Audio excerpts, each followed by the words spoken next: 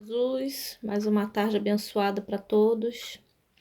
Nesta tarde, eu vim trazer para os irmãos mais uma meditação da tarde que o Senhor me deu nesta tarde.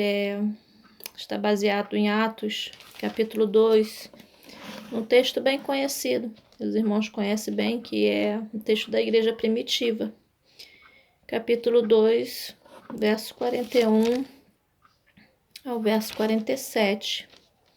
Diz assim a palavra do Senhor: de sorte que foram batizados que de bom grado receberam a sua palavra, e naquele dia agregaram-se quase 3.000 almas, e perseveraram na doutrina dos apóstolos, na comunhão e no partir do pão, e nas orações.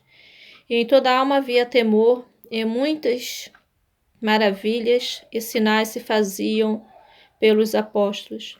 E todos os que criam estavam juntos e tinham tudo em comum, e vendiam suas propriedades e fazendas e repartiam com todos, segundo cada um havia de mister. E perseveravam unânimes todos os dias no templo e no partir do pão, em casa, comiam junto com alegria e singeleza de coração, louvando a Deus e caindo na graça de todo o povo. E todos os dias acrescentava ao Senhor à igreja aqueles que se haviam de salvar. E me chamou muita atenção esse texto, o Senhor ministrou, comigo, falando sobre o crescimento, da igreja primitiva e o que levava, aquele povo de forma tão crescente, crescer de forma rápida e o evangelho se espalhar de forma tão rápida, o qual, por conta disso, chegou até nós. E o Senhor me chamou a atenção para algumas atitudes daqueles nossos irmãos da igreja primitiva.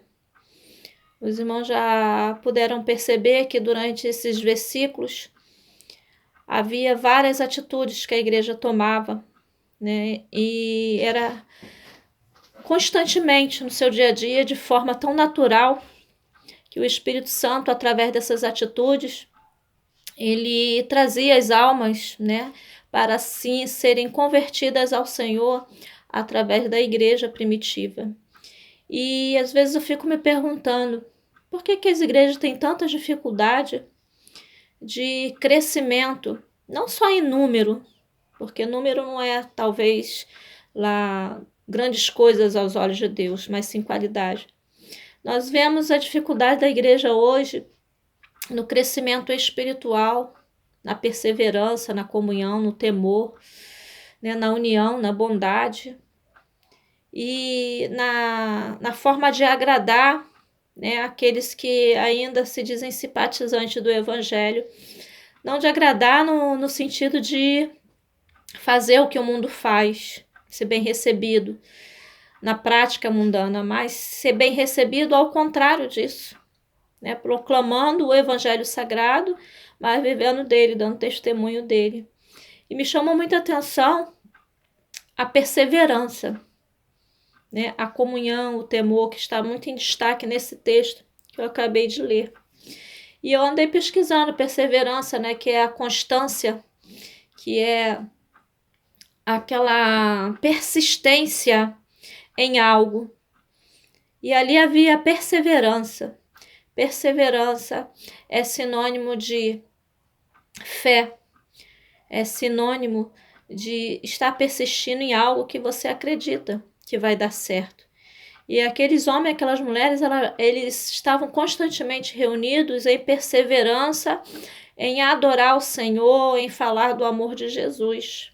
E isso chama atenção, porque muitas das vezes nós começamos um projeto na igreja, evangelizamos, e às vezes até vamos para outros lugares evangelizar, mas em meio a alguns problemas, algumas dificuldades, nós perdemos o foco da perseverança, de estar persistindo naquele projeto, naquele trabalho, em constância, e paramos no meio do caminho, quando na verdade a perseverança, já estava na pessoa de Cristo, porque Cristo estava sempre em constante ministério, em constante busca pelas almas, em constante dedicação àquilo que Deus havia assim programado para a vida dele como ministério de salvação e de graça. A perseverança era uma das atitudes, né, daquela igreja, e por isso havia, né, tanto crescimento, tanta espiritualidade, porque eles não perdiam o foco, não perdiam a diretriz do Espírito Santo na vida deles. E a comunhão também, havia comunhão. Comunhão é o mesmo sentimento, é o mesmo pensamento, é o mesmo ideal, o mesmo objetivo. E por vezes isso falta também na igreja contemporânea, né? A comunhão minha com um irmão, às vezes os pensamentos são desiguais, os objetivos são desiguais e não chegamos a lugar nenhum sem a comunhão, porque devemos estar no mesmo sentimento, como diz o apóstolo Paulo, que houve em Cristo Jesus. O sentimento e a mente de Cristo tem que estar em nós, para que haja essa comunhão perfeita, essa ligação, né, do corpo de Cristo. E também temor, né? Temor não é ter medo de Deus, não é ter pavor, como o dicionário funcional assim diz. Mas o temor a Deus, na forma espiritual falando, é ter reverência, respeito, né? Saber quem somos e quem é Deus para nós, para que haja uma posição de adorador, uma posição de servo, uma posição de submissão. Nós precisamos ter temor a Deus. Devemos reconhecê-lo como infinitamente maior que a nós mesmos. Um ser que predomina e é soberano sobre todas as coisas, o qual nós devemos ter temor, né? Sempre. E onde há temor de Deus, como diz ali, havia sinais dos apóstolos, havia maravilhas, havia cura, havia salvação, havia sinais e maravilhas feitos pelos apóstolos, porque havia temor. Eles reconheciam, né, que tudo vinha de Deus, o poder que emanava da vida deles vinha de Deus, e havia temor sobre esse poder dado a eles, havia respeito, havia submissão, e isso é muito importante na nossa vida hoje, né? A igreja contemporânea hoje precisa ter mais temor, né? Mais reverência a Deus, para que as coisas possam acontecer da forma correta. União também, né? Estavam unidos, sempre juntos, em harmonia. A união, ela requer harmonia, ela requer unidade. Muitas das vezes falta isso também entre o povo de Deus. Cada um está buscando o seu próprio interesse, quando na verdade o interesse da igreja tem que ser um só: adorar a Deus, ganhar almas, propagar o seu reino e ter seriedade com os dons e talentos recebidos pelo Espírito Santo. Bondade também havia naquela igreja, eles repartiam com aqueles que precisavam. Muitas das vezes a nossa despensa está cheia e nós não estamos nem aí para quem está com a despensa vazia, precisando se alimentar. Às vezes nós estamos comendo bife e o nosso irmão comendo arroz e feijão e nós também não estamos nem preocupados com isso, né? E isso incomoda o Espírito Santo de Deus, porque na medida que nós usamos a bondade, né, usamos o amor para com o nosso irmão, nós chamamos a atenção de Deus para isso. Nós chamamos o olhar de Deus para nós, porque o amor na prática, ele reflete o amor de Deus na nossa vida.